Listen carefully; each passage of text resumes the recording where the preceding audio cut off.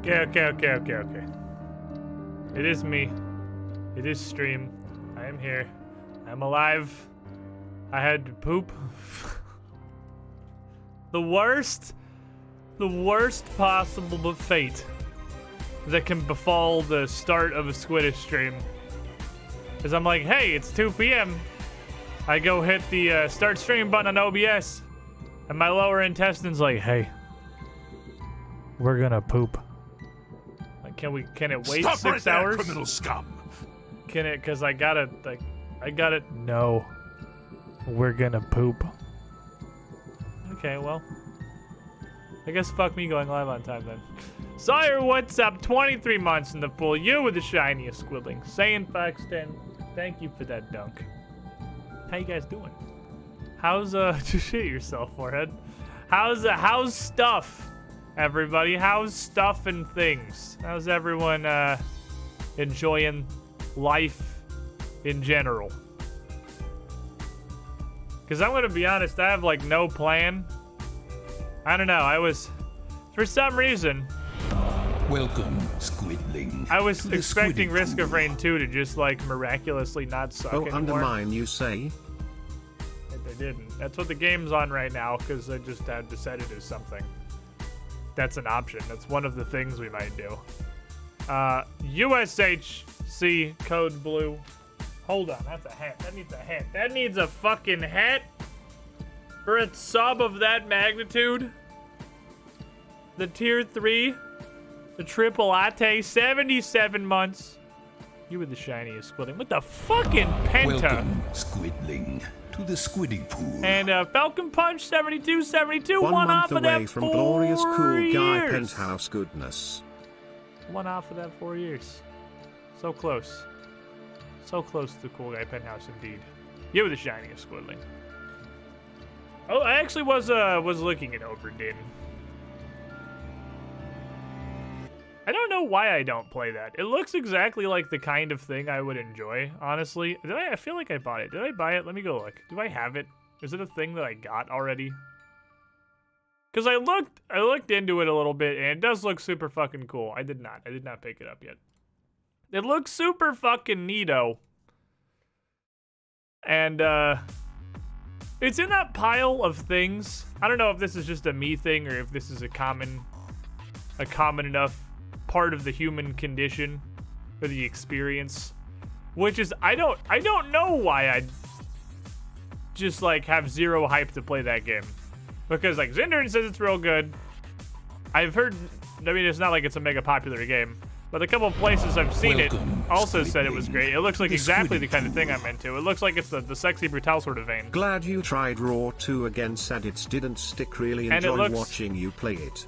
The devs did say the boss didn't land how they thought, and they're considering a rework if that changes anything. My brain's like, I don't know why. It might be in that pile with Cyberpunk where I just need to play it. I'm just gotta do it. Just gotta do the thing. Zanayat, 79 months consecutively. Even you were the shiniest squiddling. Yeah, that I mean, the boss is just kind of the final straw, right? Because I was already, after playing it for 3 or 4 hours, rapidly remembering why I didn't like Risk of Rain 2. And then that last boss was just like, well, that's the dumbest fucking thing I've ever experienced, so I uninstalled it again. It was the finality of the things that they just don't understand what is fun. I don't know, it's weird. It's a weird mishmash of really stupid design and just like a direction that I can't really line up with. So much shit we tell you would be your thing, you just go, yeah, I'd like that, and then ignore it. I know. Honestly, let me look. Hold on. Let me consult Obra Dinn. I assume it's on Steam because it's a video game that exists. Let me see this. Yeah, reviews overwhelmingly positive. That's pretty high. Overwhelmingly is a large percentage. It's also 20% off right now. That's a discount legally. Maybe I just fucking download this shit literally right now and just play it. I mean, Zinder to be happy. That's absolutely how we'd make Zinder and have a happy day if I just fucking download Obra Dinn right now and play it. I'm not sure. It does look super fucking neat. Right, here's what we're gonna do. Here's what we're gonna do. I'm gonna make several steps towards actually playing this game because it does look really fun. Do it, it's fun. I'm gonna click this button. How big is this? It is less than a gigabyte. Okay. Well, that's gonna be installed in about 30 seconds. So, well, I just bought it and clicked install just to see how large it was. Yeah, it's in 5 seconds remaining. Okay, so it's gonna take 5 seconds to install. Maybe we just do that. Maybe we just do that. Maybe we just play this thing that I've been getting bullied into trying for a really long time that legitimately looks like a game I'd super enjoy. And then we can do more roguelike shit either tomorrow or next week or whatever. We'll see.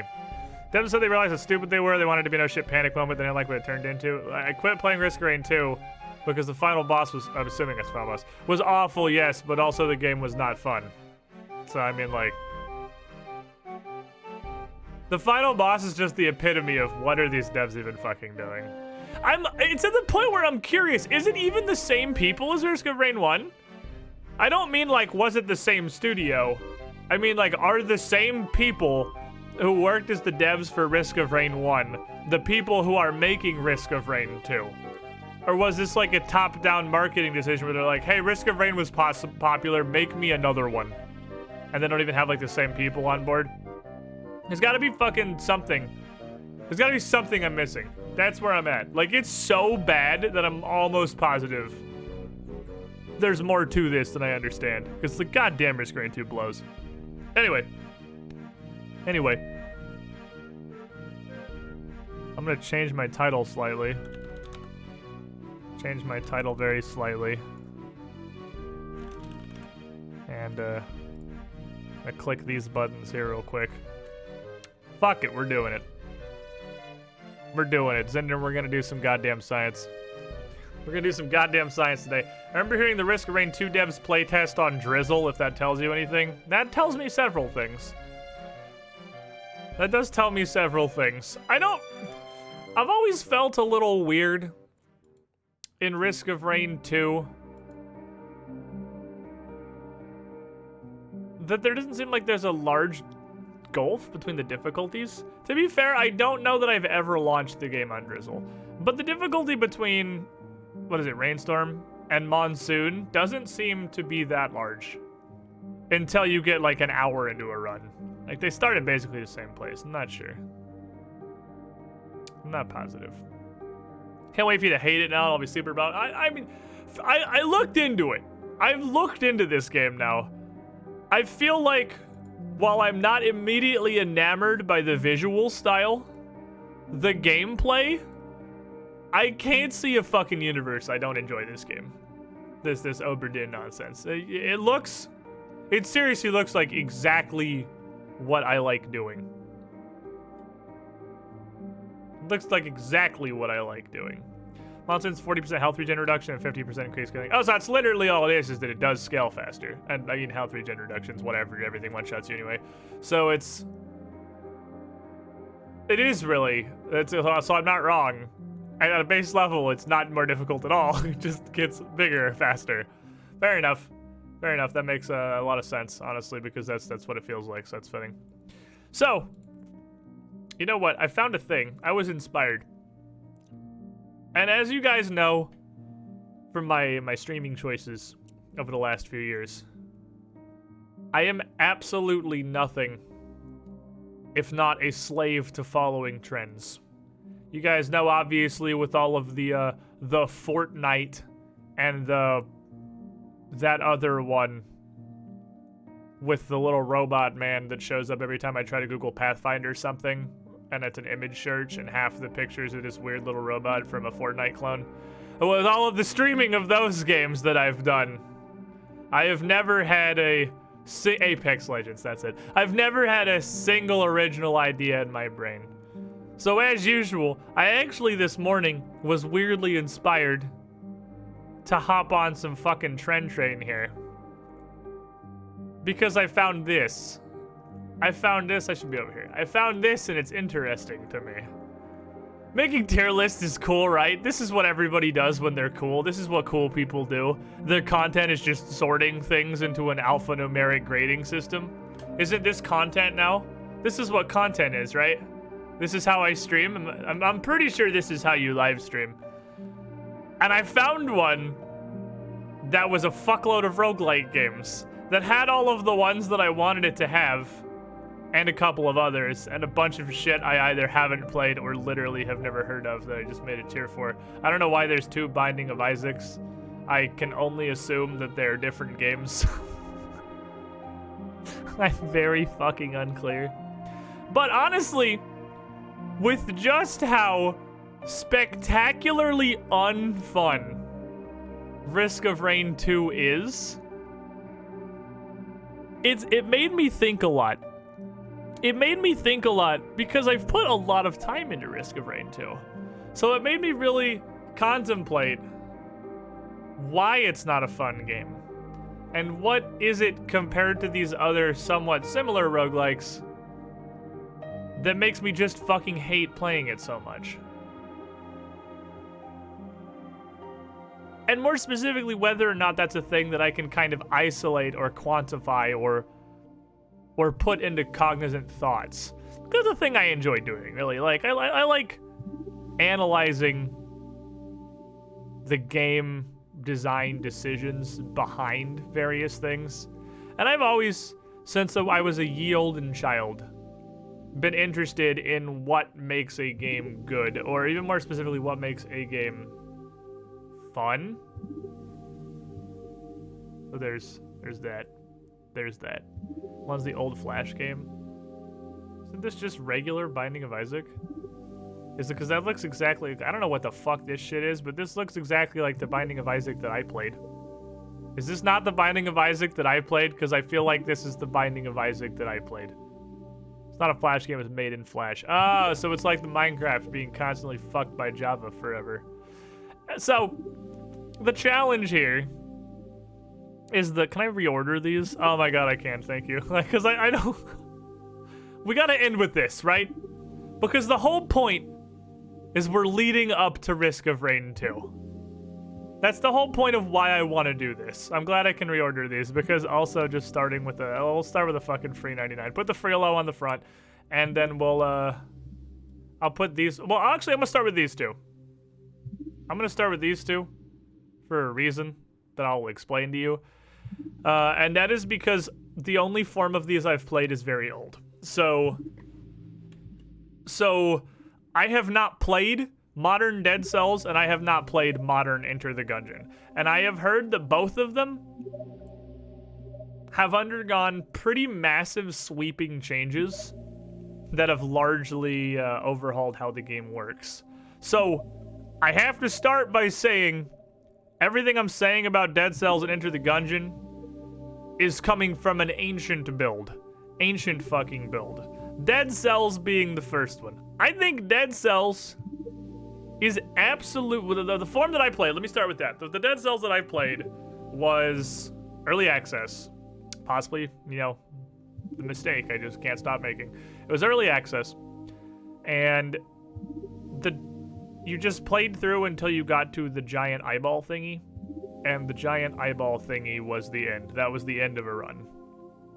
There was only, I guess, 2 bosses in the game. Giant swordy smashy wave launcher man and bouncy eyeball. And I think Dead Cells just, at its core, epitomizes a completely average roguelike. And here's why. I played a decent amount of it. There's nothing, like, overtly wrong with it. It doesn't have, as far as I can remember, any massively terrible decisions or anything. But it's also exactly what Zendern said. It didn't really grab me. It's there. It's very there. We're Gunfire Reborn on this list, although that game is super early access. I would also plop it here for exactly the same reason. It's like the picture. I don't want to say mediocrity. I was gonna say the picture of mediocrity. It's not, but it is though. It's like, it's fine, TM, exactly. I don't remember what made me stop playing this. I feel like it was because they made a lot of decisions that similar to Risk of Rain 2 that felt very dumb. I remember a big thing, them changing the mechanics of the dodge roll, which is very central to the game, to make it much clunkier and less forgiving, and just making the game feel worse. It was kind of, it's one of the ancient, they sacrificed fun at the altar of hard. They're like, hey, our game is fun, but it's not hard enough. So they took points out of fun to put them into hard, which is a recurring mistake that a lot of developers make that does not make your game better. It just doesn't. If you make your game feel worse to play for the sole purpose of making it harder, you're not making your game better.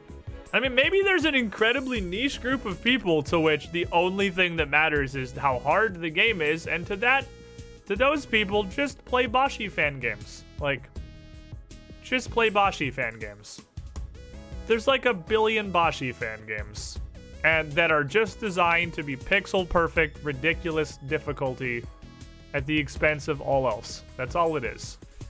That's what you want. Go touch that. But it had decent core mechanics. It felt alright. I didn't feel like there was really enough build versatility, even though there was a decent variety of weapons. And this is the kiss of death for roguelike interest. Runs started to feel kind of samey. You know what I mean? Runs started to feel kind of samey. Because no matter what sword you have, largely, you're gonna do sword things. And that's dramatically exacerbated by something similar to what Gunfire Reborn does, but Gunfire Reborn does it better and more intentionally, is that your weapon didn't matter as much as the modifiers on the weapon. Like, whether you had a sword or a bow or you're just maining fucking grenades, none of that shit mattered as much as the red text on the bottom of the box that said does 500% damage to frozen enemies or whatever. So, I don't know. I wasn't the biggest fan, but I played it for a little while and then got bored when they started patching the fun stuff out. Hate to ask, how are these games ranked? That's a good point. I guess we're doing a tier list. I was kind of thinking just like my general opinion of them, but I guess what I'm largely going off is, or what I'm trying to go off is how, I don't know, like how much fun I think I had with them is a difficult concept to quantify. Yeah, Alpha Games, this is what content creation is now. You just pull up Tier Maker and throw shit on a black bar. I'm trying to group these based on my own experience, fun ability. There you go, Maleficus, fun ability. But also, from the armchair fucking game designer who dropped out of college immediately to just fail at very simple waterfall-related puzzles for 6 hours on stream. I have a tier list, I'm making tier list to solid C. Yes, not F tier. That's what we're shooting for. So yeah, just mix up opinion and genuine understanding of how well the game, like really how well, because I think my general experience, this is the fucking biggest headiest thing I've ever said in my life. I think my general experience of the roguelike or roguelite, with how many of them I've fucking played, because I've played way more than these. This is just what it has in here, which are the big ones, and then all of this shit, half of which I've literally never heard of in my life. What the fuck is down? Well? Does that say down well? I have no idea. I've never heard of that before. Not ever in my life have I heard of that. But anyway, I feel like this is a good one to lead with because the Dead Cells Early Access is like the bar, right? If it's better than Dead Cells, it's probably a pretty decent roguelike. If it's worse than Dead Cells, it's probably missed the mark in a few places for the general roguelike concept and enjoyability, because this is a really good average to throw on the board immediately. So with that, I'm gonna throw Gungeon down here. Again, I put these two on the front because I gotta quantify. I haven't played them in some time, and the versions I played were very old. But the whole point of this, again, is to build up to why I don't like Risk of Rain 2, which, I mean, spoilers, you know this is going here. But, minor spoilers, this boy is going in here. But the why is what I'm trying to build on. And an understanding of roguelikes will get us here. We're doing it through the format of a tier list. The purpose isn't really the tier list. The purpose is to dissect why I can't fucking stand Risk of Rain 2. So, Gungeon. I didn't like Gungeon. And I can very easily summarize why I didn't like Gungeon. Because it didn't feel like a roguelike. It didn't feel like a roguelite. And a big thing I'm going to come back to repeatedly with this, like the two kisses of death on this, are runs feeling samey, and on a kind of a lower tier, but the same general concept of runs feeling samey, is items not really feeling rewarding. Not feeling like they're changing your run enough. And ye olden Gungeon, when I played it back before it had this massive overhauling update that turned it into what apparently is now, that I hear is much better, epitomized samey runs and the things you get not feeling like they're making enough of an impact. Because it's all guns.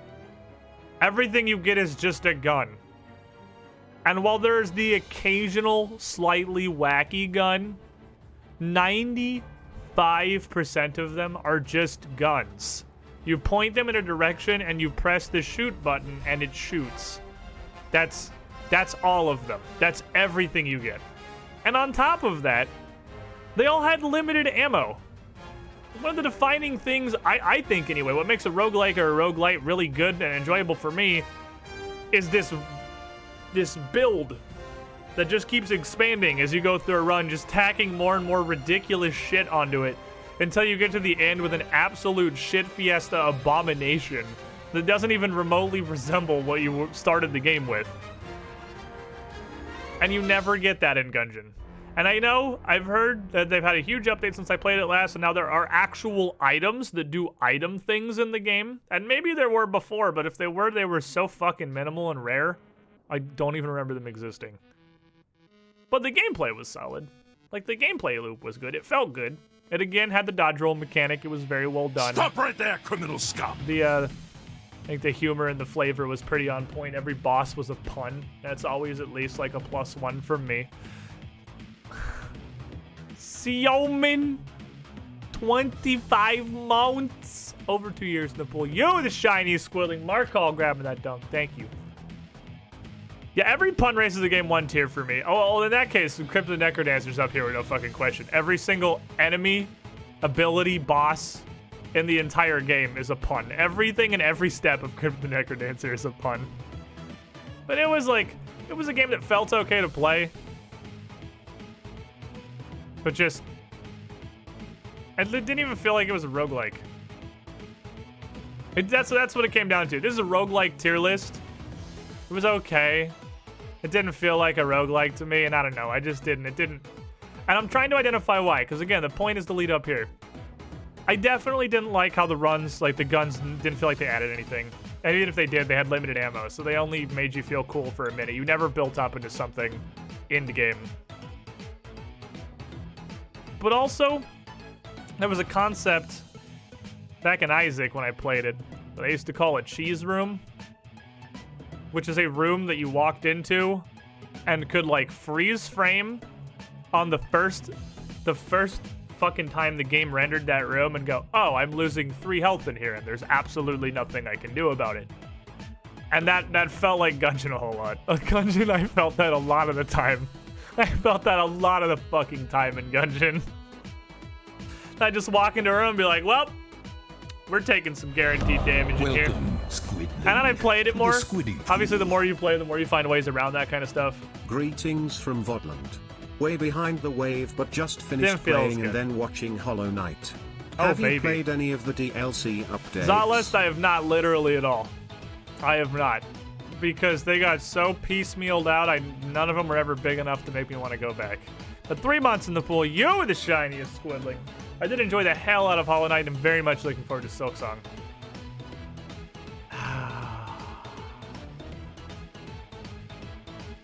Hades. Oh, Hades. Hades, you perfect child. Hades, you absolute legend. I don't even know where to begin on explaining all of the stuff Hades does right. But if Dead Cells is the bar for average, Hades is the peak. Like, I am of the opinion that Hades is the roguelite genre perfected. Like, I do not know I will ever experience a roguelite that is as good as Hades on absolutely every front. Like, even if you look at it just for the gameplay, you ignore the great characters and the phenomenal writing, the banger of a soundtrack, the incredibly good-looking art. Honestly, it's very different, but it's got such its own unique art style. If you ignore literally all of that and just look at it, get out of here. Sure. You just look at it for its pure gameplay merits. It does fucking everything right. I feel like it does everything right. You have a bunch of resources that you're juggling throughout a run, and I feel like this is also a very large convention that has made its way into roguelikes that is important to get correct. It's important to get this right, is resource management.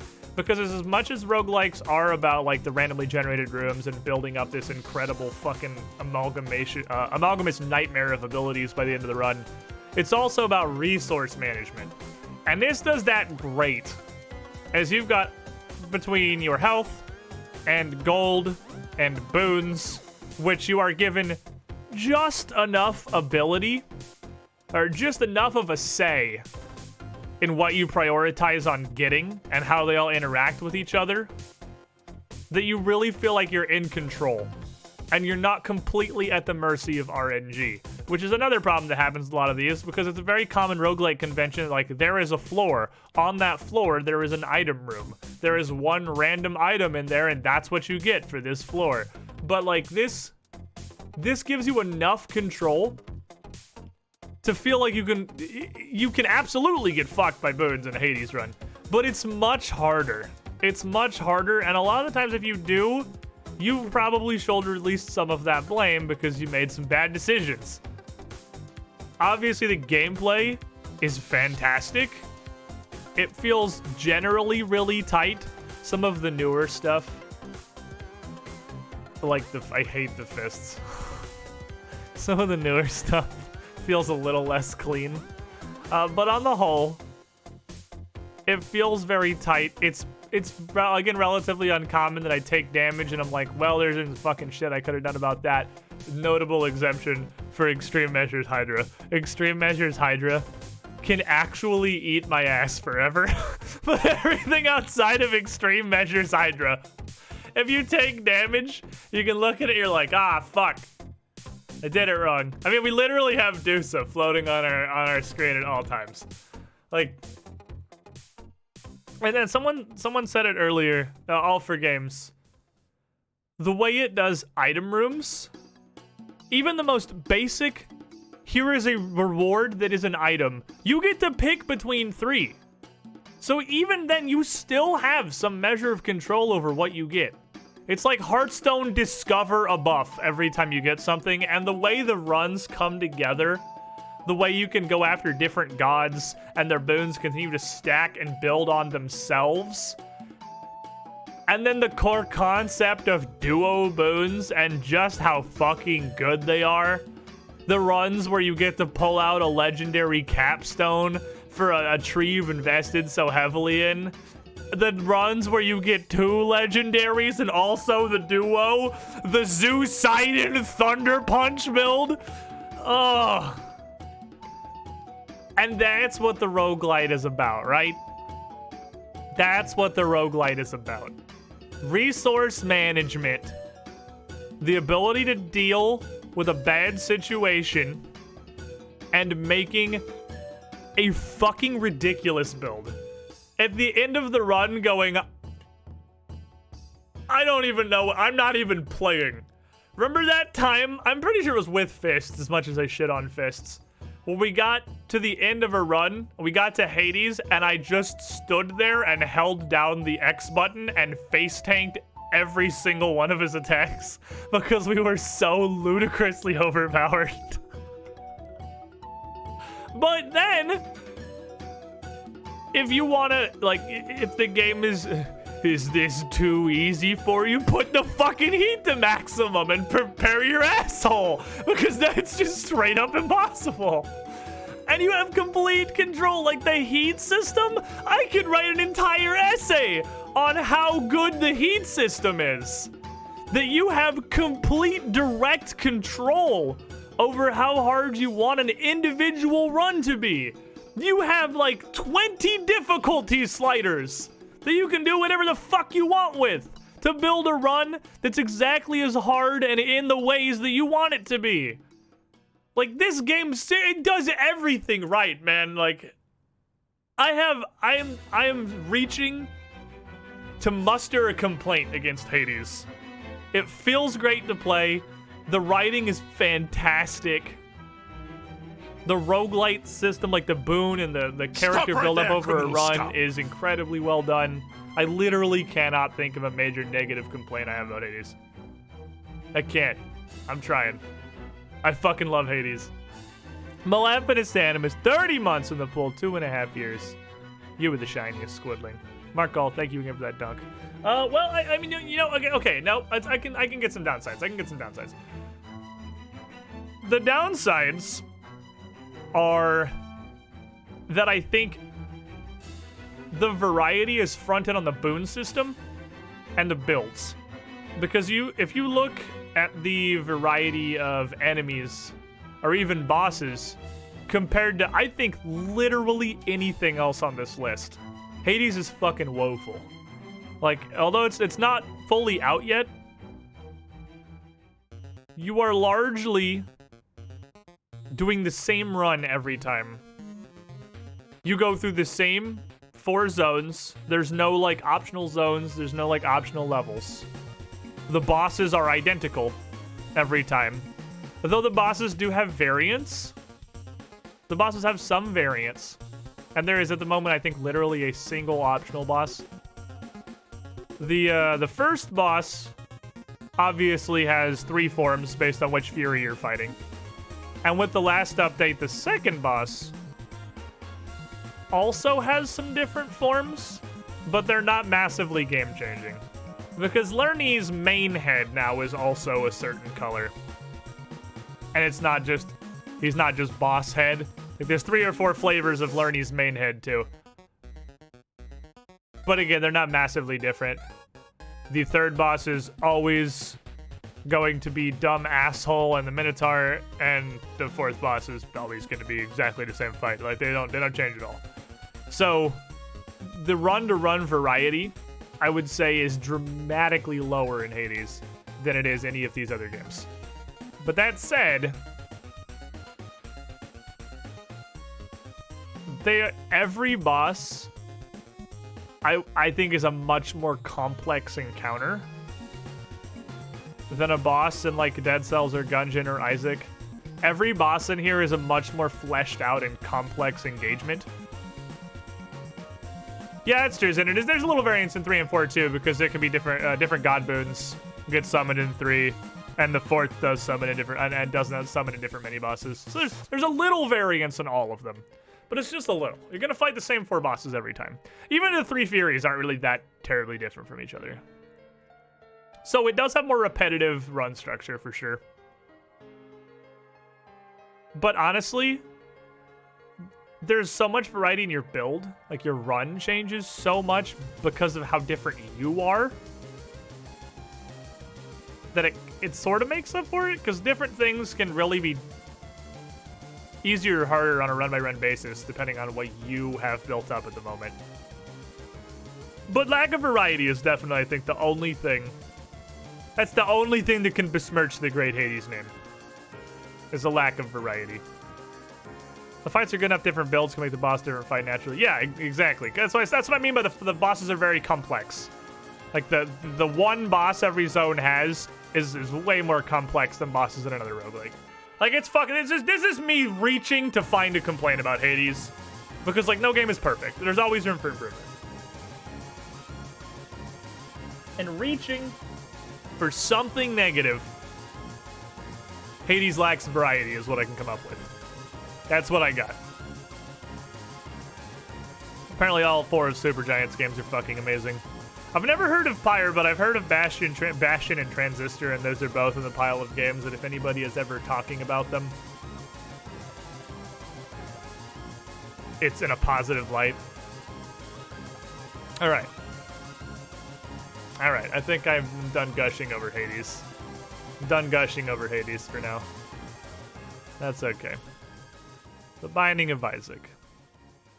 I preface this, I don't know why there's 2 Binding of Isaacs. I mean, I'm aware there is a newer Binding of Isaac, but I thought it was pretty much an identical game. Is it not literally a remake? I thought the newer Isaac was just a straight-up remake of the original Isaac, probably with a handful of new things in it. They're very different. Are they, though? Are they, though?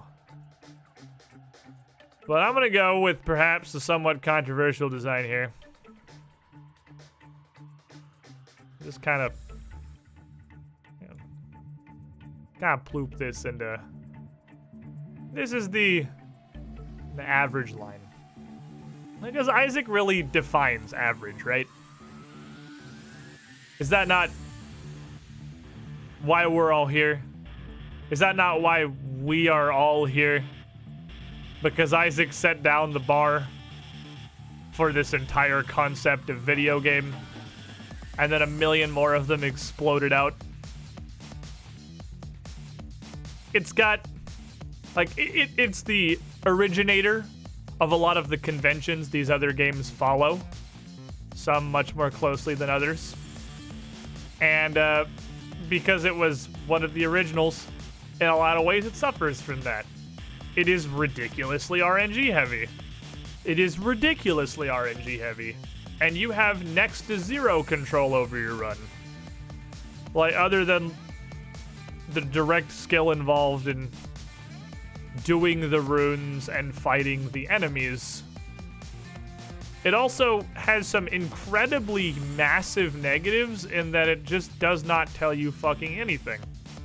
And, like, sure, discovery is a part of a game, and sure, some people don't like the Hades style of you get a boon. You get a boon in Hades, and it's like, this adds a lightning strike that will jump to a nearby enemy within 32 feet, dealing 40 points of electricity damage in a 1 meter splash area around them and can proc once per second. Versus, this is a cardboard box with an aborted fetus in it. Have fun. What does it do? Have fun. And that's not even like that's probably an actual item in Isaac. That's probably not even sarcastic, because this game's fucking weird. And it doesn't tell you fucking anything. And this is a game, much like RuneScape, and I don't like this, that you almost literally just have to play with the wiki open in another tab. Because it doesn't fucking tell you anything. To the point of, like, almost being unplayable without just Googling what the fuck this thing does.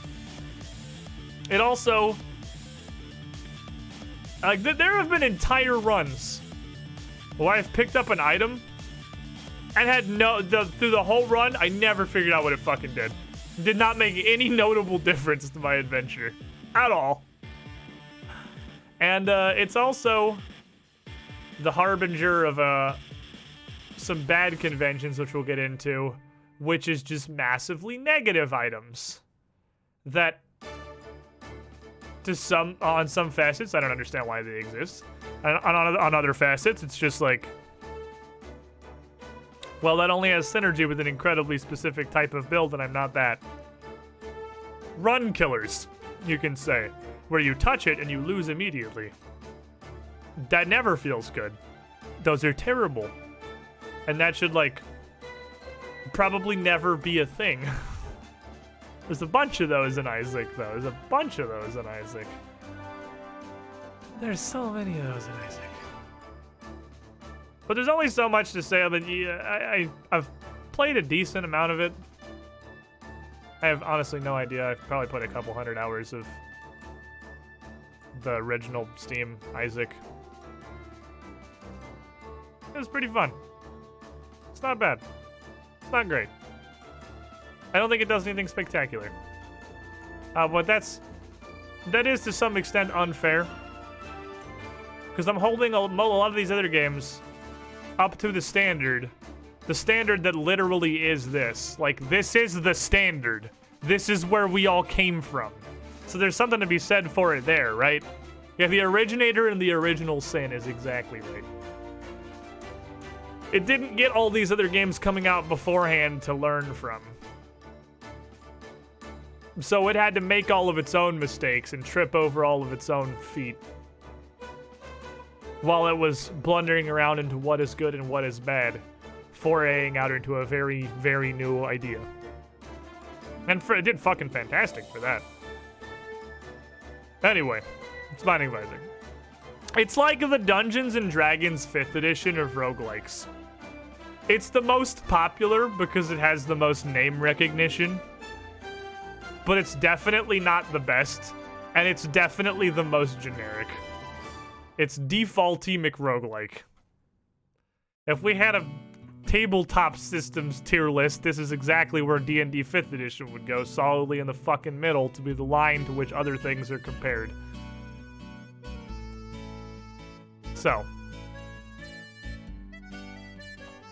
Spelunku.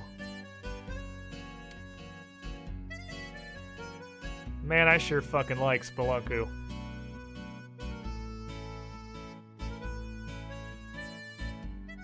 I feel like this is gonna look really upwardsly skewed by the end. But that's because the only roguelikes that are on here are the incredibly popular ones.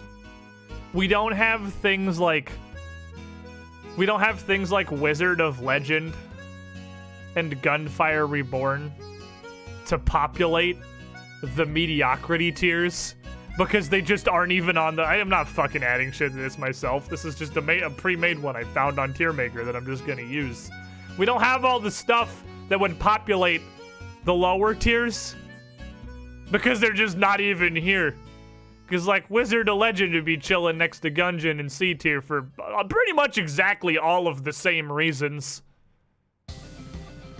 I'd be plopping Gunfire Reborn's current state in B. Like, there's a whole bunch of other ones. Void Bastards would be a solid... I don't know if Void Bastards would be a B or C. I'm not sure on that one. I feel like... I don't know why. I feel like I mentally want to rate Void Bastards higher than I should.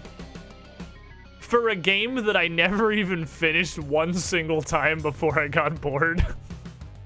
So that should probably be a C, honestly. But my brain says it should be higher. I literally got bored before I finished a single run and never touched it again. But I want to put it higher. But all that shit's just not even on the tier list. So it's like, it's the great filter, right? It's the great filter. If the game's on this list, it's already achieved some amount of notoriety, so it's gonna be much more likely to trend towards the top half of the chart. Or it's Downwell, which nobody's ever heard of before. Anyway. How can you dislike it called Void Bastards? What are we doing? Alright, Spelunky. Spelunky's almost... It's almost hard to put on this list. Like, it almost doesn't feel like it should be compared to these other games, because Spelunky is so different. It's so different. It doesn't follow the same core gameplay loop. It doesn't at all. It's not even remotely like your more traditional roguelikes. I gotta say, there's a growing concern inside me that I may actually not like roguelikes, because the two I have in S tier are only legally roguelikes. It is a run is an A to B to C to D campaign that plays out exactly the same way with exactly the same bosses and challenges in there. These are definitely the least roguelike-y of all the ones on this list. And they're my S tiers. So I'm starting to wonder if I just don't like roguelikes as much as I think I do. But Spelunky is fucking something, right? But man, do I love it. And I feel like Spelunky, I'm honestly torn. There's two on here that I'm really not sure if they should be A or S. And Spelunky's one of them. Spelunky's high A, low S, but I think it's S. I think it's S because everything it does fucking spectacularly. And the thing that comes along, and this is making me think really hard. This is giving me really good thoughts for our conclusion here. Because I'm trying to, we're all building up again. A tier list is a vehicle through which we're getting to why I don't like Risk of Rain 2.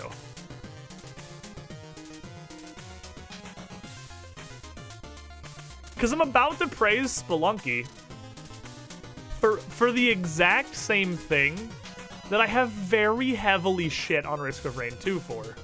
So chat, I'm actually going to ask you guys to help me spot the difference. Help me spot the difference here. So a Spelunky run does a great job of keeping the danger. Because unlike Hades or Isaac, you never get to a point in Spelunky where you are God. You can have incredibly powerful runs. You can be flying around with a jetpack and a shotgun, turbo fuck blasting everything. But you never reach the I am just gonna stand in front of the boss and punch him repeatedly until he dies. You never get there. You are always one fucking misplay away from instantaneous death. And it keeps terror constantly. You can't, the second you lose respect for any enemy in Spelunky, your ass is grass. Immediately grass. And a lot of the times, runs just end in the most hilarious way possible. Like, you know those times when you have a rock or a bomb and you're like doing the fucking trigonometry to hit something in the distance, and you jump and you throw your rock and you peg a spider out of his web, and a droplet of that spider's blood falls on a bomb of TNT off screen, which blows up, blasts a different rock through the air, through the tunnel, hitting you in the face before it's humanly possible you could have reacted, knocking you back into a bed of spikes and killing you instantly. Which is exactly the kind of shit I dump on Risk of Rain 2 for. So I'm trying to identify why it's a good thing in Spelunky and a bad thing in Risk of Rain 2. And I think you could chat, you kind of largely got it.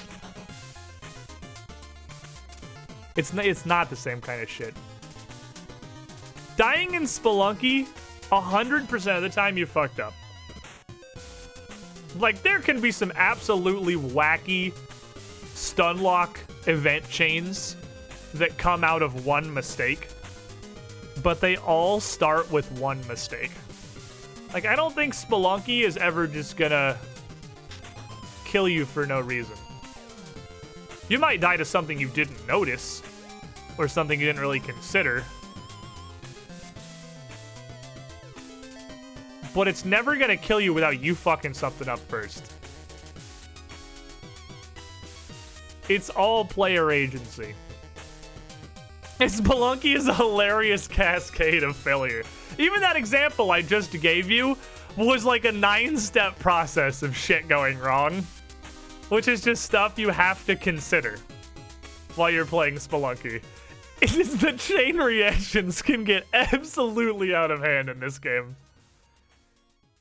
But you generally start I mean, you can just get YOLO'd sometimes in Spelunky and die immediately with no say in your own destiny, but it's really rare. And even then, you probably could have prevented it. But it also, while it's only kind of technically a roguelike, I think Spelunky epitomizes you are not a slave to RNG by giving you a ton of options. You get a ton of choices throughout the run. It makes time into an incredibly valuable resource, which I'm not usually a fan of, but I think it works very well in Spelunky. It's also not a hard time limit.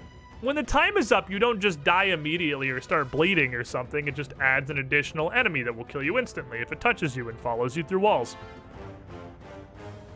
But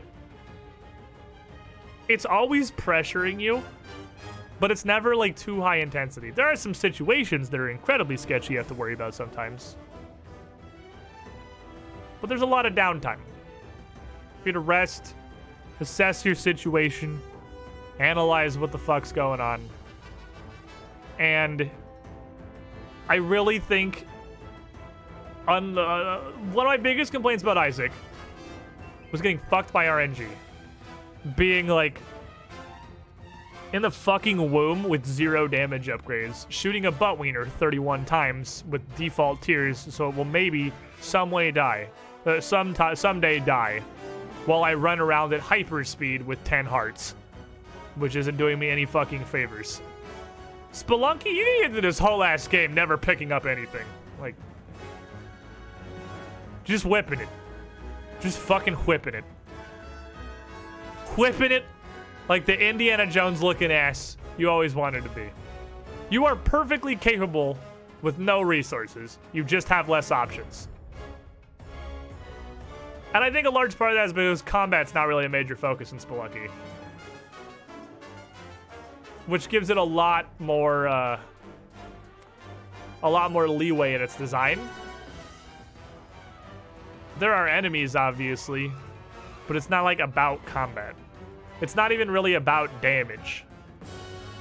Attacks in Spelunky generally do one of 2 amounts of damage. 1 or infinity. There's no middle ground. Your whip does 1. Every other weapon in the game does infinity. I guess there's 1.5, which is like the Matic and stuff that one-shot scorpions. But it either is a whip or it insta-gives things. And that's how damage in Spelunky works. And it happens to you too. Stuff either hits you for 1 or instantaneous death. It's really so different from all the rest of this crap. But everything it does works together so well, and I think it's very well executed. And with that, I'm putting Crypt of the Necrodancer in A tier. I'm really... like, these...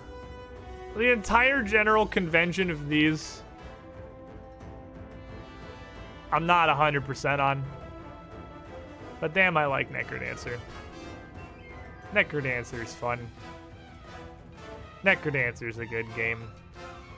It is I would say,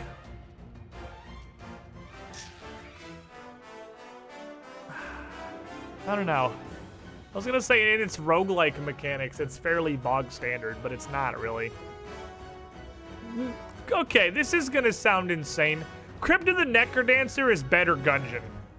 How am I relating these two, you ask? Well, I'm about to tell you. Because both of these 2 games honestly have very little, well, again, Gungeon qualified by when I played it. Both of these 2 games have very little in the way of, like, a build. You don't really make a build. The stuff that you get in here is usually a slightly different weapon or an item that allows you to interact with the game slightly differently. And it's not like Hades or Binding of Isaac, where you're making some ridiculously fucking absurd amalgam of powers, synergizing into some insane monstrosity that should never have seen the light of day. You're just getting a rapier, which lets you jump forward and attack, or a bow that has a hit range of 3.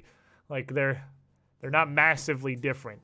Yeah, this is rogue like. This is rogue to music. But again, everything about it is very well done. I really, really like taking rogue because this is a turn-based RPG. It's a turn-based roguelike, which I'm not even sure there. I mean, well, I guess Slay the Spire is technically a turn-based roguelike, but it's very old schooly. It's very old schooly because it is literally turn-based, and that attacking is tied directly to movement, and that it makes the execution the onus of the adventure. The turns are to a beat, but it is still turn-based. It's got the timer thing done decently well. You don't immediately lose, you're just penalized. And I think just the general gameplay is nailed down to a fucking T. It's got a decent variety of bosses, not a huge variety, but with all the alternate characters and a large group of them having more story encounters that are unique to themselves, you end up with actually a lot of fucking content in here. But it's kind of got the same Hades and Spelunky thing, that you're going through the same handful of zones, fighting largely the same bosses every run, with perhaps a different end boss based on which character you're playing. But it's got the Hades benefit, where the runs can be so dramatically different. Hades with its weapons and Necrodancer with its characters. You got a ton of variety right there. What was Cadence of Hyrule? DLC for Necro? Basically. Functionally, yes. It was a Crypt of the Necrodancer, but Zelda themed, and it was had a grand total of 4 hours of content because it was a single playthrough. It was a Zelda game. It had one playthrough, and then you'd experience 100% of the game's content, and it had no replayability whatsoever. I thought it was going to be Necrodancer with a Zelda skin, and it was going to be dope. It was Zelda with a Necrodancer skin, and it was still pretty dope, but I don't think it was worth the fucking $50 or whatever it was. Never felt like my death in Necrodancer was out of my control. You can absolutely open a door to the biggest clusterfuck you have ever seen in your life. But I don't feel like it's ever out of your control. I think Necrodancer may do the best of everything on this list of having 100% of your deaths being your fault. And that's because it's literally fucking turn-based. Like, hello? It is turn-based. You can always deal with it. You can always find a way to not take damage. Can you solve that puzzle before the next beat? Maybe not, but that's on you. It's pretty good, though. It's got a little sameness to it. It's the A out of 10.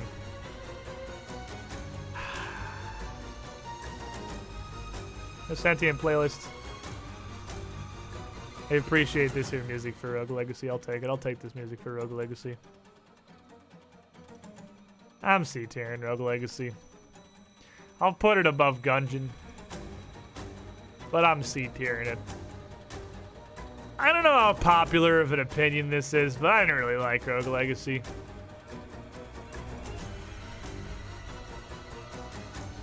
I wasn't a fan.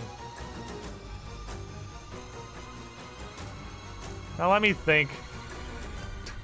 And all of chat's immediately, I fucking hate Rogue Legacy. Alright, so I'm apparently not super alone in that. I didn't like it. I didn't like it. I think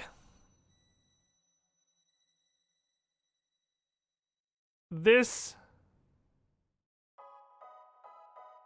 probably feels the worst to play out of every game on here.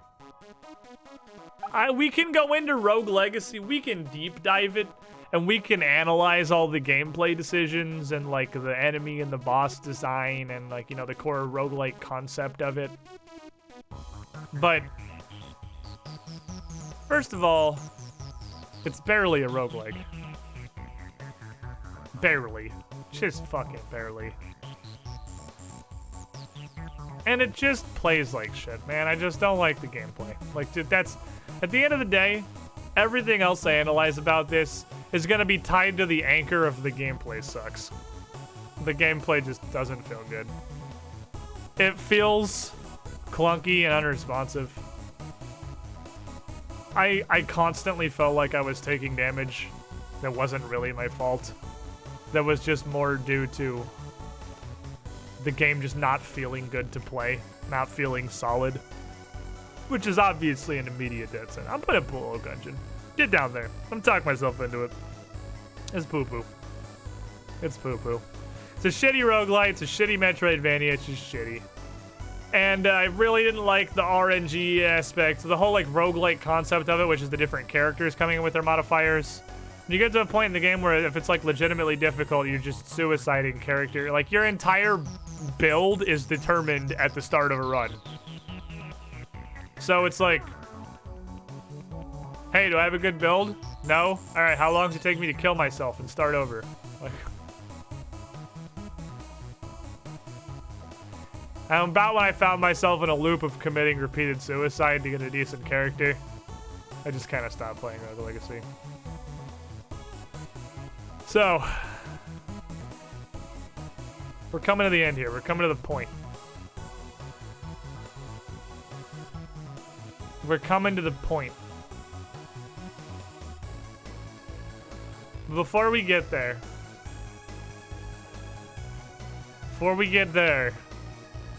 we have to start here.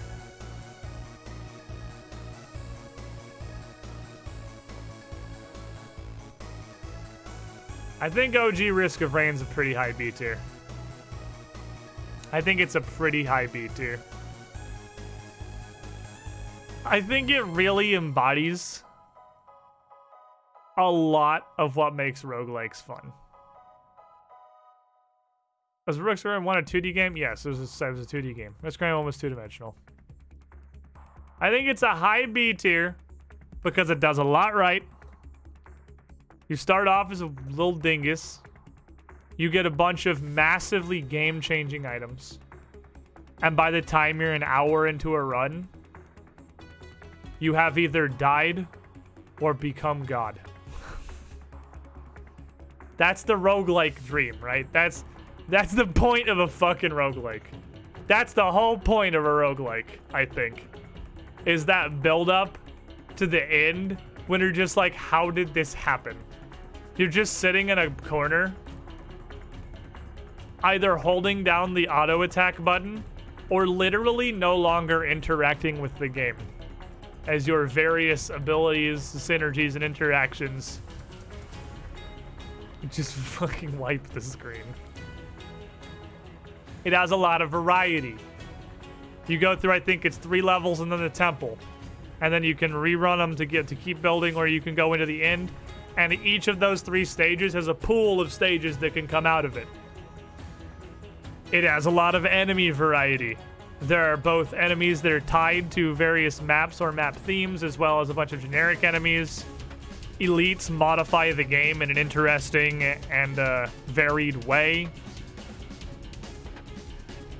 There are a fucking massive bucket of bosses, some of which are universal, some of which are tied to levels and have to be dealt with differently.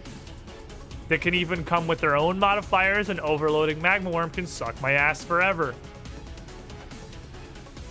There's a huge pool of items. There's a slew of characters that approach the game completely differently. It's got variety in actual spades. It has tons of optional content. Between finding the very, I think, fun and interesting ways in which you unlock not just the items, but the other characters in the game in a lot of situations. Optional levels and secret bosses that you can fight. Risk of Rain 1 does a lot well. However, it does a lot poorly. Risk of Rain 1 runs in one of 2 ways. Either you win, or you get randomly one-shotted by something from off-screen. Those are the 2 ways a Risk of Rain run ends. or the game crashes was a fairly regular occurrence in the first game. Or you fly too close to the sun, have 419 fireworks, and you touch a chest and your fucking game crashes. Game crashes, like, come on. Come on. Game crashes are considered a win in Risk of Rain 1. If you crash the game, you won. You killed the whole game. We didn't call this Risk of Frames for no reason. It is perhaps not the best coded game in existence. It's very wonky, and it has a lot of very wonky design. It has a lot of very, very wonky design. Such as the fact that basically, I think, one type of elite and maybe one or two types of enemy in the entire game have any answer to you just hanging onto a ladder. Because they're like, well, fuck. That guy's on a ladder. Like, it was a very slapdash kind of game. It was very wonky. There were some cracks in the seams coming through in the gameplay of Risk of Rain 1 basically constantly, because this is a very haphazard existence that Risk of Rain lives. Apparently there's like a story and lore that I'm not convinced a human being on this earth has ever investigated, but it's there, so I'm just gonna give that a solid neutral. On the whole, you know, it ends up on the upside of average. I played a lot of it. It was pretty fun. And when the second game was announced, I was not excited at all. From the very day Risk of Rain 2 was announced, something in the back of my fucking medulla oblongata was telling me, stay away. Stay away from this.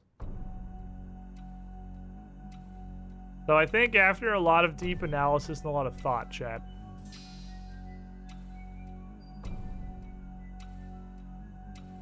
I'm ready to talk about why Risk of Rain 2 blows ass.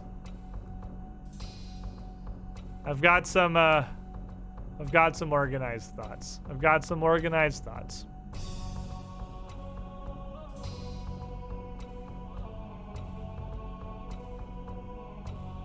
Okay, imagine there's a blank D and E tier just so Risk of Rain 2 is in a lower dumpster. So, Risk of Rain 2. The successor to a pretty good out of 10 game. I had dozens, if not hundreds of hours of fun with, honestly. I played this a lot. So this game is three-dimensional.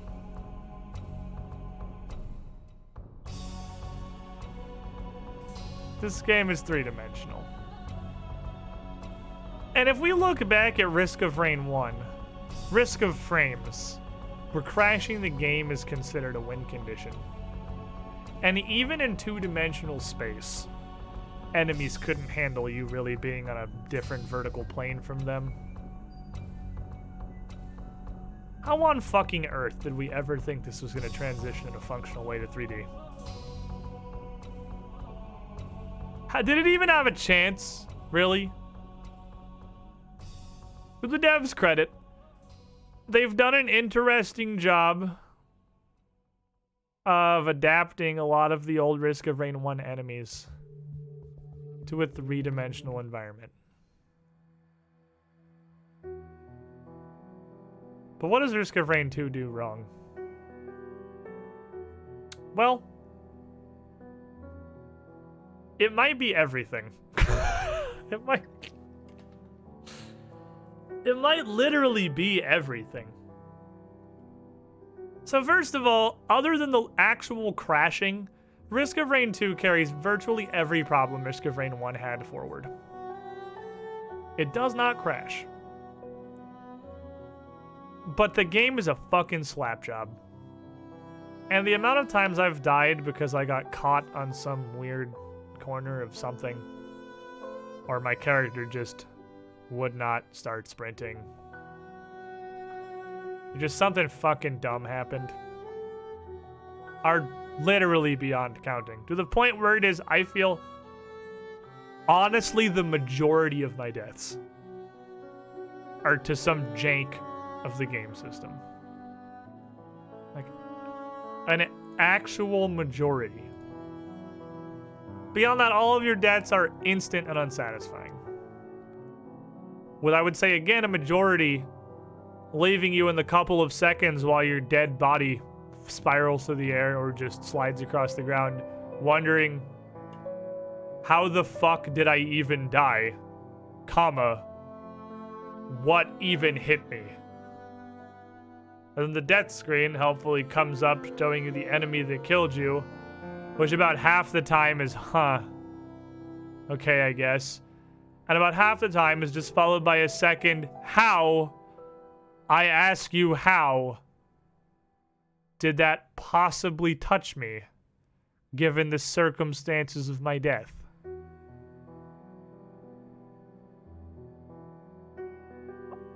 And this is a perfect segue here. Almost everything you said Risk of Rain does well, Risk of Rain 2 does well too. Tons of character variety, item variety, level pool, boss variety. No, it does not. And here's why. The character variety is not the same. It's not the same because half of the characters in Risk of Rain 2 are just unplayable dog shit. Like, that's just a fact of life. Half the characters in Risk of Rain 2 are unplayable dog shit. Or just statistically inferior versions of another character. They're just worse. That's great, Zenait. Congration. You managed to get a character through a run, so you're right. You've won this argument, you may now leave it. Half of the characters have such massive glaring design flaws that playing them, I honestly kind of wonder how they even exist in the state they do. And I mean, having weaknesses and strengths is, of course, welcome, like a thing that is normal. Like that's what gives you variety. But Risk of Rain 2 is a game that can only be played in one way. Like, there's only one kind of build that is viable. There's only one gameplay loop that works well. So only characters that are good at that are even worth giving the fucking time of day. Millennium, 67 months in a row. You the shiniest squidling. Beyond that, well, Risk of Rain 1 definitely suffers from the Isaac problem of there are some absolute trash tier items that just don't fucking do anything and add nothing to your run. I don't know that Risk of Rain 1 had outright run killers. That you touch them and you're like, oh, well, guess I'll just die. Guess I'll just fucking die. Like Headstoppers in 2. Headstoppers 2.0. It's just like, this is immediately cuts the fun of your run in half. Does Risk of Rain 2 have map variety? Much less. Much less. And I think a lot of that is because in the tradition from the 2D to the 3D environment, maps have become very largely samey. Maps were very notable in Risk of Rain 1 because the terrain mattered so much. The terrain mattered so much in Risk of Rain 1. And what you could do with different roles of different levels dictated how you would go about playing that level. But in the transition to 3D, when the terrain almost barely means anything, because every enemy has, by and large, just been given the ability to traverse it freely with no problems or even really logic in a lot of cases to end up wherever the fuck they want from wherever the fuck they are. The maps largely serve the same niche. Like, all of the level 1 boards that you can pull up in Risk of Rain 2 are fucking completely functionally identical. They're all absolutely interchangeable. And the maps that do stand out are because they're fucking terrible. And them being terrible, Scorched Acres, isn't even a facet of like the map layout or the terrain or anything. It's a facet of just fucking god-awful design. Like, I could write another entire essay shitting on Scorched Acres as a map and how much it fucking sucks.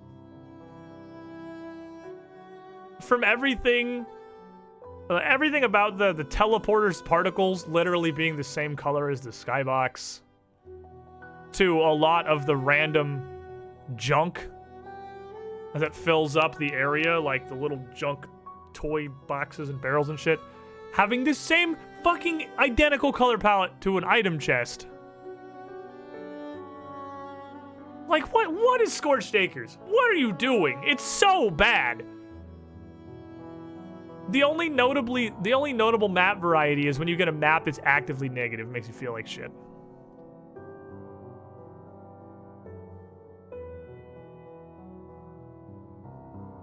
Risk of Rain 1 had some items that were wildly powerful. Early Infusion immediately comes to mind. Risk of Rain 2, while still giving you almost literally zero control over your build, pick 3s are like an okay. I don't really care about Risk of Rain 2 spoilers, honestly. Like, I don't intend to ever play it again. While you have very little ability to control your build at all, beyond pick 3s. And apparently the random item generator is back now, but incredibly rare because I saw one in like 5 runs. So much is required out of a build for you to even be functional. At all. Like, if you don't get a decent bucket of damage, you're in the Isaac pile of just sitting there slowly plinking away at an enemy for 10 hours, which is just never fun. But if you don't get like a ton of speed or survival like Wax Quail kind of equivalents, you reach a point where you are just... it's just unplayable. Like, your run is just over. You have lost. There are whole ass enemy mechanics that straight up cannot be avoided later on, that if you just do not have, like, if you just did not roll good enough on getting survivability items, you just lose. And of course, like Risk of Rain 1, all these deaths come in instantaneous murder. Most of which that you not only don't even see coming, but don't even see happen, and you're just, like, again, staring at your dead body, wondering how the fuck you died, waiting for the death screen to come up to figure out what randomly hit you for 46 quintillion damage out of nowhere. Like...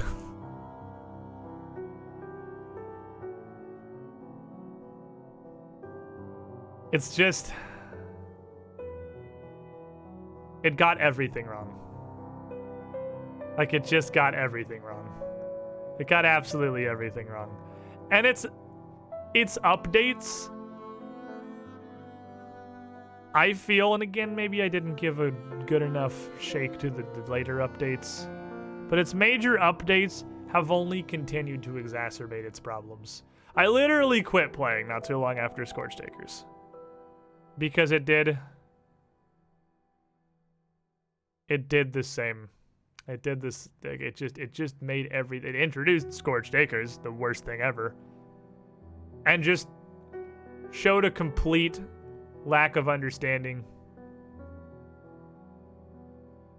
of what is an enjoyable game. I mean, and again, people enjoy different things. But to me,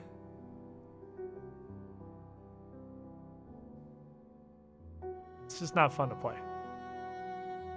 It's just not fun to play at all.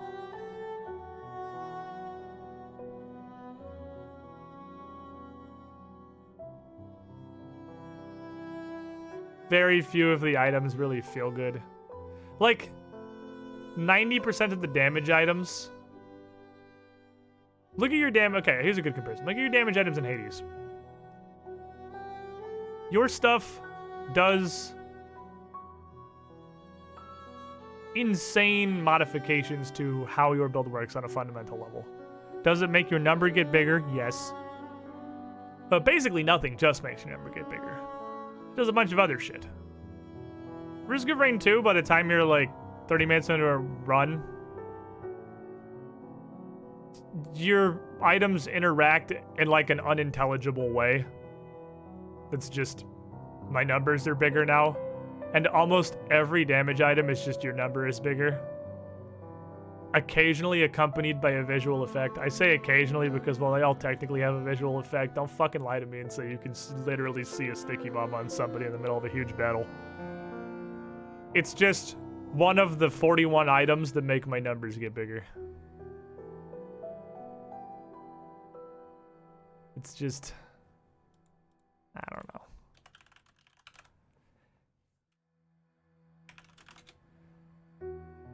It's just not good.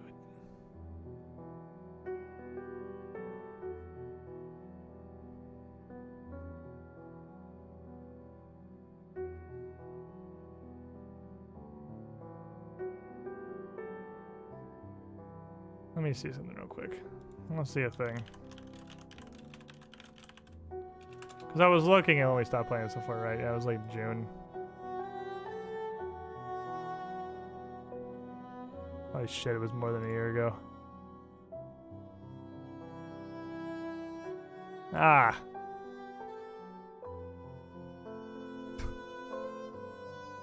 Hey, you guys want to see something interesting? I think it's interesting anyway.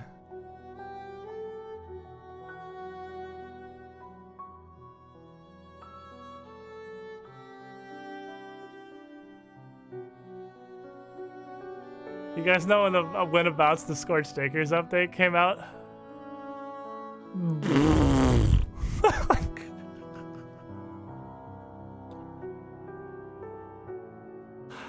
Oh, it was so bad! That's literal, a literal year ago. That was so bad. What rank would you put Gunfire Reborn? I'd throw it in B. I can just kind of rapid fire a couple of roguelikes that aren't included in this here and throw them all in somewhere. I'd put Gunfire Reborn in here somewhere. It's very early accessy, so honestly, it's got high potential to ascend. I think it's got a lot of good things going for it. You have decent enough build control. There's enough situations to give you like discover a boon, and there are so many things to give you just a ton of fucking boons. You have about a jillion options to get new guns. You get a lot of control, and it's also pretty solidly playable. I think Wizard of Legend is down here in C tier. I think it's pretty much exactly where Gungeon is for all of the same reasons.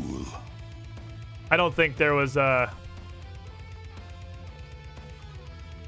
I haven't played Gungeon since like the Land Before Time. So again, I quantified Gungeon and Dead Cells. I quantified with I haven't played since they were early access. But early access Gungeon, Wizard of Legend had all the fucking same problems. True Demon, 63 months in the pool. You were the shiniest Squilling. Thank you for getting for it. All the same fucking problems. Exactly the same shit. Immortal Redneck. I don't remember much about Immortal Redneck, but I'm pretty sure I was also in the C tier with Gungeon. That, pretty sure I was the same general idea. Kelly, you're finally gonna fucking play Obra Dinn, you pulted shit. I'm enjoying this thought exercise, Zindern. I'm gonna play Obra Dinn. We're gonna do it. I'm doing a big think. I also like that our tier list, if I put one more thing in S tier, literally just is a giant F. It actually just is an F. What else was there? What other roguelikes are there? I'm ignoring the continued argument in the chat at this point. I think literally all of you have said what you're going to say, and you're just going to argue at this point. But, Wizard Legend, Immortal Redneck, Gunfire Reborn. Just put FTL up at S tier. I've heard FTL's really good. I've heard FTL is super duper good. I've heard Nuclear Throne is okay. I've also heard Slay the Spire is pretty good, but this doesn't look like it's my thing at all. Like Slay the Spire doesn't even remotely look like it's my kind of thing. I have zero interest in Slay the Spire for an entire spread of reasons, but I'm sure it's great. This is one of the few times in my life while I'm rating this 8-bit shit fiesta in A tier and Spelunky up where it is and thoroughly enjoy Terraria. Slay the Spire almost lost me 100% of visuals. Like, I think it's one of the only games that I ever potentially could have been interested in that I 100% tapped out of because of its visuals. It literally looks like a Flash game from 2002. It looks like I should be playing this in a browser window on Newgrounds, not paying for it. Like, oh man, it's bad. I play old school RuneScape regularly. A lot. I play a lot, and I could never fucking stand how Slay the Spire looks. That's how bad it is. My current addiction's old school RuneScape, and I could never get over how Slay the Spire looks. That's how fucking bad it is. That shouldn't be physically possible. And yet, here we are. But, I've heard FTL is super good. But the thing about FTL is I really feel like I just missed this boat. Like, I feel like, I suppose pun intended, this ship has long since sailed. It's gonzo.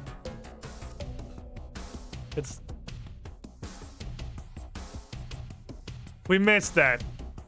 We missed that. That's gone. I have actually heard of Grifflands. I've heard of that. I've heard of that thing. Okay. Let me see this video again. Grifflands is so good. Has a lot of potential. Didn't Slay the Spire start an almost Binding of Isaac scale revolution? Aren't there 46,000 Rogue Builder deck likes now? Isn't that just like the new thing that every single indie company that exists is making? Yeah. Because I've heard of about 700 of them. And regardless of their various merits, when you get to the point where there's that many, clearly the vast majority of them are just trend chasing, obviously. And I can't believe the one that started and the one that, like, is the big one looks like fucking Slay the Spire. God, it looks so bad! It looks so bad! I've played old school RuneScape for fucking hundreds of hours now, and I can't even look at that shit. What about Hand of Fate? Hand of Fate's a solid C tier. Design decently enough. All roguelikes have the sliding scale of what percentage of your success is skill or RNG. Good roguelikes are maybe in the 80-20, 70-30 skill RNG. Hand of Fate is like a 20-80 skill to RNG. There is only technically skill involved in Hand of Fate, and it is mostly just randomly selecting cards and hoping you win the dice rolls. And then Hand of Fate 2 added literal dice rolls, and I uninstalled it immediately. Immediately. Was Darkest Dungeon? No, Darkest Dungeon is not a roguelike.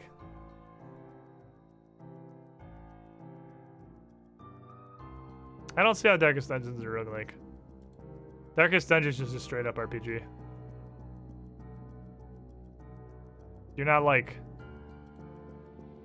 doing runs. You're just playing through an RPG.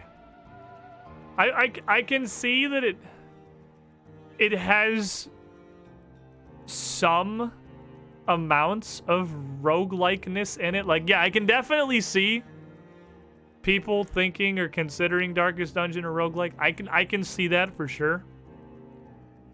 I think it is over the line for sure of not being a roguelike. It has random items and characters. Like, it's got random items like Like World of Warcraft has random items. It doesn't make World of Warcraft a roguelike. It just means it has loot. It's got some light elements, but it's definitely just an RPG. Okay. So I'm gonna launch this video game here. I'm gonna launch this Obra Dinn thingamajig. We're gonna see what happens. Zindern, I'm doing it. Are you excited? I'm doing it. I have no fucking idea what I'm doing. I'm doing it. Warning. I am launching a game that I am in no way prepared for, that I just downloaded on stream. Prepare your earlobes to possibly be fucking blasted. I make no promises about how loud this game is going to be on launch. But I'm doing it. I'm clicking the button. It is not that loud. We're actually chilling. Hold on, I'm still gonna turn down a little bit probably because I have no fucking faith. I'm gonna put it at like 40. Okay, it needs to be lower than 40. It started playing music, and the music is very loud. It needs to go down to the 20 where all the other video games live.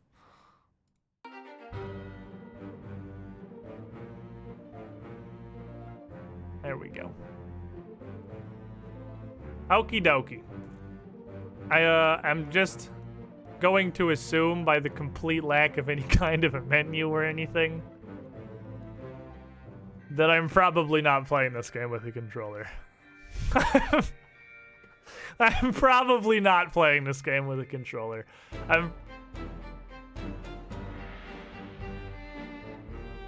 Solid music. So I know a base concept of this game. And I know that Zindern very thoroughly enjoyed it and has wanted me to play it very badly. And I know that the concept of it seems incredibly intriguing to me, though I am not immediately a huge fan of the visuals. But I am a huge fan of this fucking banger of a title screen theme. This shanty. It's solid. The only thing I know about this game is that the Game Awards sucked it off last year. Really? Well, I was gonna say I feel like I would have heard that, but I don't, because I have absolutely stopped watching the Game Awards or anything similar because they are such hot fucking garbage that I don't even bother. I don't even bother being included anymore. I don't know if I'm just a jaded old boomer. I don't watch these shitty Game Award shows anymore. I don't even watch, like, the big industry reveal shows and stuff. I didn't watch Xbox's big thing a week or two back, because I'm just like, I don't even care. I don't even care. If anything good comes out of it, I'll hear about it. Someone will tell me. Someone will tell me there was something good involved. You are, but it's free shit nonetheless. Yeah, it's fair. Alrighty. What is this? What is this video game here? What are we doing? Up, lost at sea 1803. Obra Dinn. Built 1796. London. As a captain, last voyage to the Orient. Cape Rendezvous unmet. Contact East India City London office for inquiries or testimony. Oh, spacebar, okay. I was like, I'm failing at the fucking starting line here. I don't know what I'm supposed to be doing. The Honorable East India Company. Attention, Chief Inspector, Insurance and Claims London office. The Obra Dinn is returned. Dispatch to Falmouth immediately to prepare full assessment. Oh, great. Dude hacking his lungs out. Woke me up. Said you'd need ferry to the Obra Dinn. Apparently it's Dinn. Not many eager for that job. Seems a bit late if you ask. I didn't. What's in the box? I don't know. I'll hoist it up in a few minutes. Hey! How? Carefully. Okay. This has got I don't know why. I don't know why exactly. Yeah, this is what I meant about the visuals. I'm not immediately sold on the visuals of this game, but this is what this game is going to look like for the amount of time that we're playing it. So, just go ahead and get yourselves ready for that one. This, for some reason, has got mega fucking Papers, Please vibes, and I'm not positive why.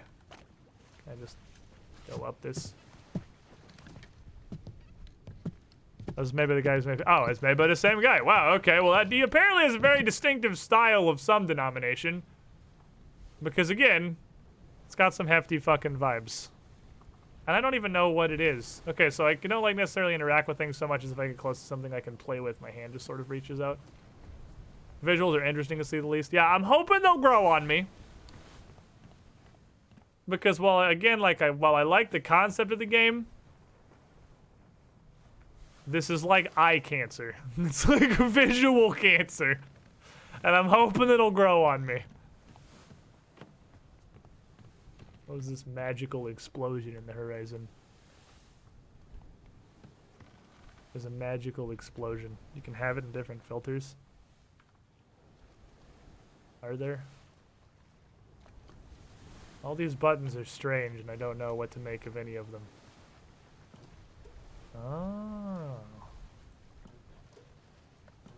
They are quite literally just filters, though.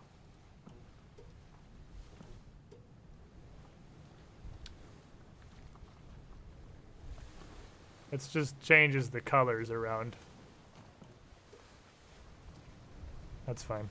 That's fine. We'll see how it is. We'll see how it is. It's surprisingly easy to tell what stuff is, given, you know, the visual style.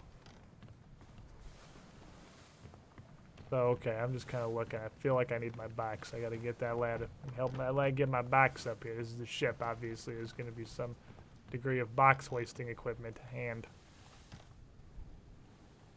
If I understood how to do anything. I only kind of understand what I'm looking at based on the general newspaperiness. What a weird sale. This game does not treat the bitrate well. Well, that is fair. I could possibly turn my bitrate up. But I don't know that I can get it high enough to handle this is the thing. Because this is the, it's like this game was scientifically optimized to shit on a stream. Can I turn it this high? My internet's not great. Can I turn it that high and...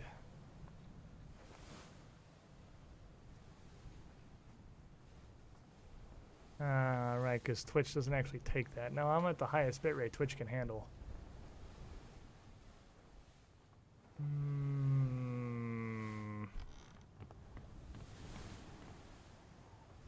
I don't know that I can do anything about that.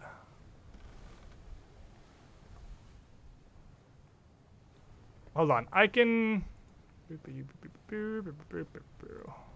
Hold up. Hopefully it eases up later. It will not. It will not ease up later. It's the fact that, yeah, it colors something by dots. That if I, like, hypothetically turn around, it's going to look like optimized super hell for everybody. It looks fine for you guys? Nope. There it is. Yeah, like, walking's probably not a massive issue. It's going to be looking around, which I imagine is a thing we're going to do a lot of, probably. Let me try something real quick. I'm going to see...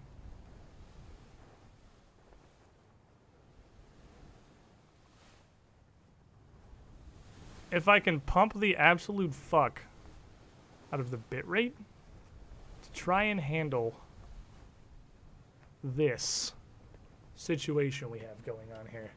So give me a minute. Give me a minute. Stand still, it's fine. And walking's all right. When you swiggle your camera, it looks like how it feels when your foot is asleep and you step on it. Hold on. Give me a sec. Give me a sec. Let me Let me do a quick restart. See if I can convince Twitch to accept a higher ingest. BRB.